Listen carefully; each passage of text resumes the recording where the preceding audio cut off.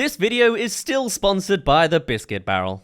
So I've been getting a fair criticism popping up that I've been tackling the terrible series with more and more movies that don't really deserve the extreme title, which I'll admit is fair. So let's tip the scales the other way and talk about films that are definitely much worse. No more of the worst titles from just the big companies. This time we're covering The Nut Job 2, famously known for having some awful reviews, and pops up on all of the lists of terrible movies. Did I watch the original Nut Job? No! But I think that makes it all the more fun. So let's begin. We're introduced to our main character, Surly, and his plights at the bottom of the food chain. But things got a whole lot better last summer when the nut shop went out of business. Yeah, screw these capitalist corporations. And left a lifetime supply of food in the basement. Oh, right, sure, that too. Anyway, with all the nuts in the world, these squirrels, rats, groundhogs, and hugs get to enjoy gouging themselves on it. All showcased in a pretty funky one-er for the longest time to show off all sorts of different characters.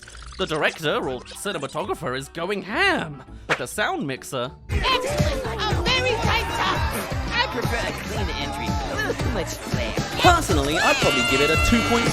I'm not really too fond of the idea of ripping off... Meanwhile, on the outside, we then meet Andy, who wants to live a more natural life. Ooh. It's going well. Though watching a movie like this, I can't help but pick up the mental connections to both A Bug's Life and the Ice Age franchise. I mean, a hoarded supply of food piling up in nature, though in this case a little less naturally, and those damn acorn designs are just iconic. Already a hefty ask to try to overshadow those immortal scratch scenes. But we've got plot to cover. Mayor Muldoon, your classic and obvious villain who desires nothing more than profit and presumably animal disregard, as told in the very first shot we see of him. Very nice. But while every inch of his city earns him some money, Liberty Park is his only sinkhole. So it's time for the natural park to go. You know, the classic cliche politician who just hates nature. And that's it. That's his entire character. Though that's just the trees. I'm sure the nut shop will be fun.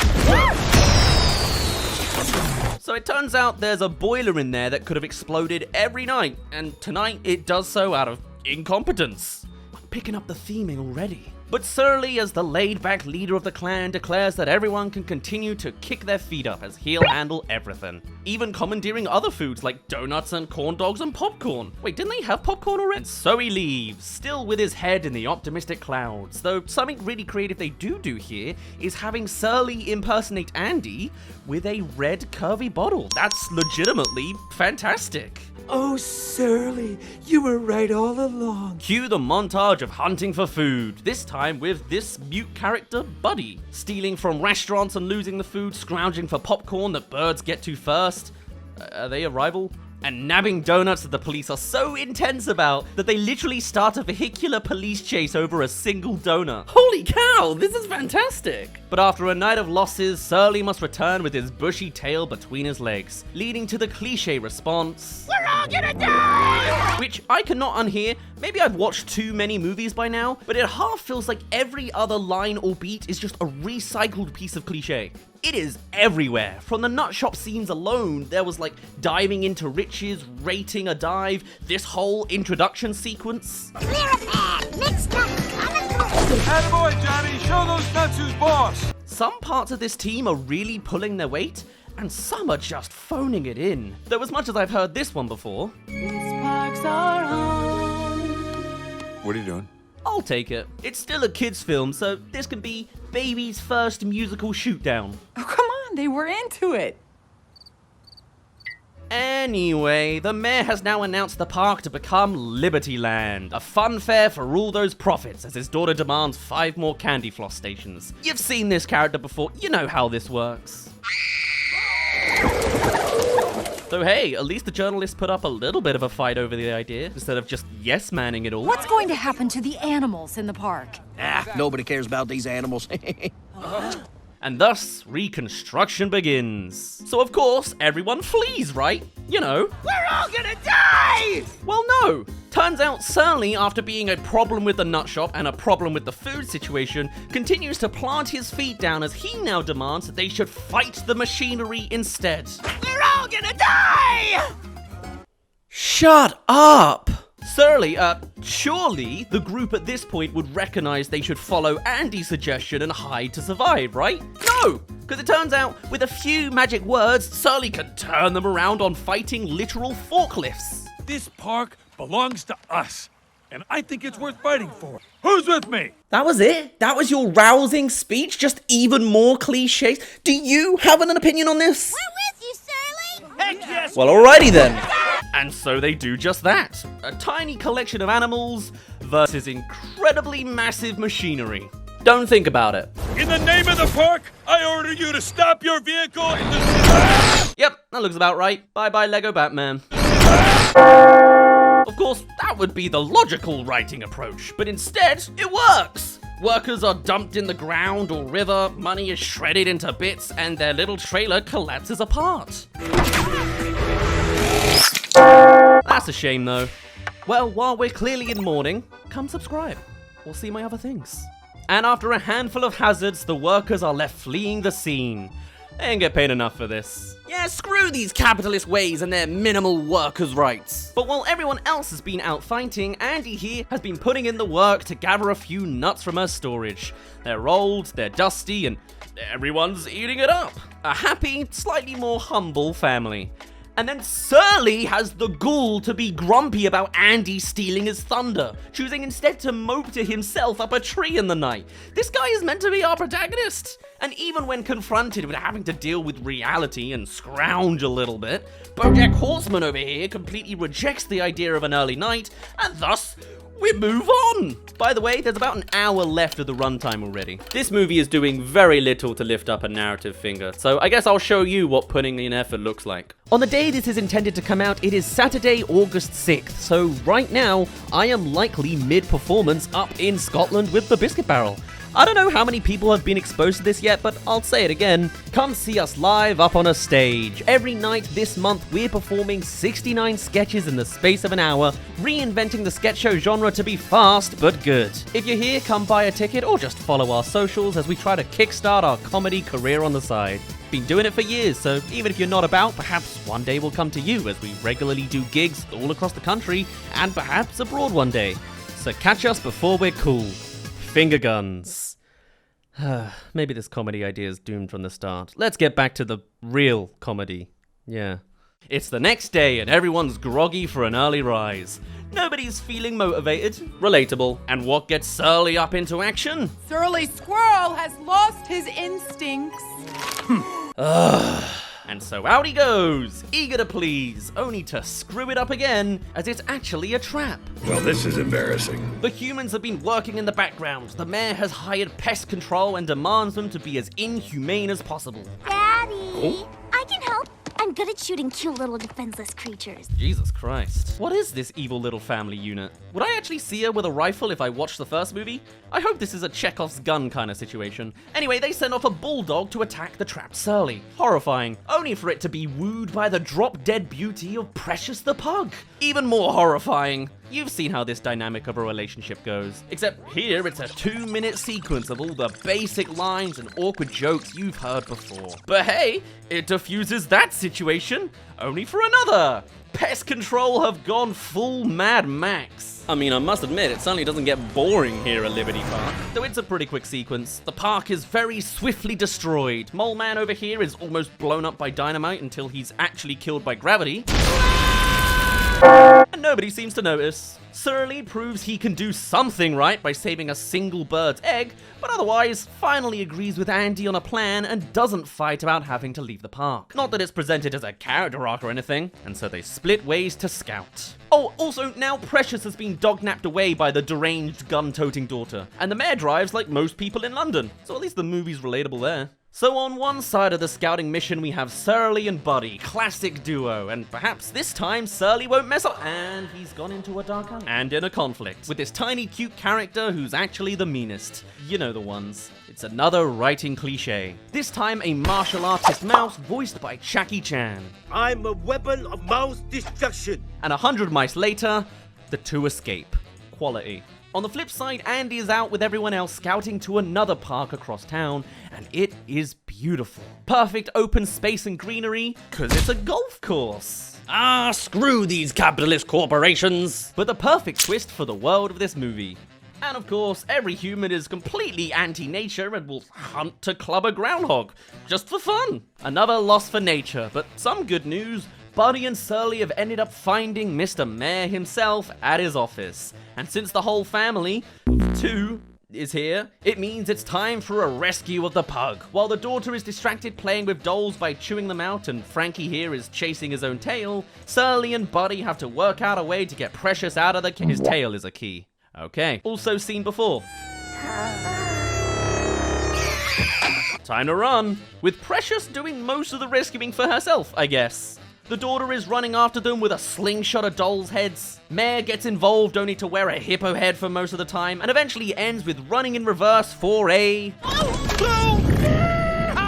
Escape is within sight, except for one thing. Oh yeah, Surly hasn't actually filled out his quota of stupid mistakes yet. See, when he first came in, he picked a fight with this Mayor bobblehead, and now he's almost been hung on the wall. He now must return for one final hit to boost his ego or something. Literally everyone disagrees, and then he does it anyway.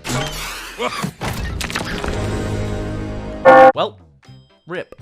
Nice one, Surly. Hey, maybe it'll build some character, turning you into someone who isn't a dimwit. I sure hope this death has some sort of impact and meaning. I'm sure they won't revive him later. Well, at least they didn't leave the body to rot on the pavement. They prop old Buddy onto a little piece of rubble, and Surly tells the tale of how they met. I could genuinely use this info. This could be like a recycled scene from the original movie for all I know. Oh, so apparently it was a childhood thing. One day there was a full-on hurricane brewing that's strong enough to uproot the trees, but not enough to lift up baby Surly chasing after Buddy for the first time. Okay. The watermill's now become an environmental blender, and Buddy's headed right for it until Surly comes in to save the day. Huh, I guess Surly was only a screw-up after his childhood days.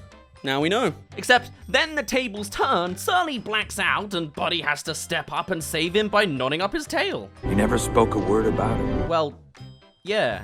And Liberty Land is being built, and it's about as decrepit and hazardous as any good cartoon. OSHA doesn't exist in this universe, because I guess the film doesn't want to teach kids the concept of suing corporations because of injuries, cutting all the more corners for all the more profit, as if that wasn't already the case. The squirrels are still mourning, wanting to accept leadership from the clearly distraught Surly, who has literally caused nothing but disaster from ignorance at every turn, except now we should be rooting for and following Surly because everyone else believes in him. Surly disagrees because he literally killed a guy.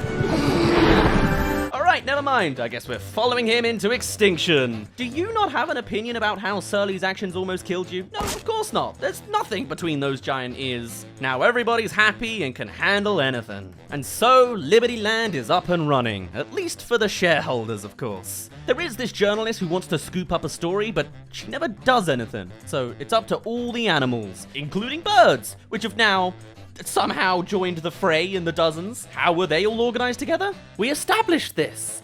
Don't think about it. And so the full-on assault begins. There's parachutes made from carrier bags now, ketchup and mustard is stolen for ammo, and there's one joke in the whole movie I actually like. When that clock hits 9, we attack.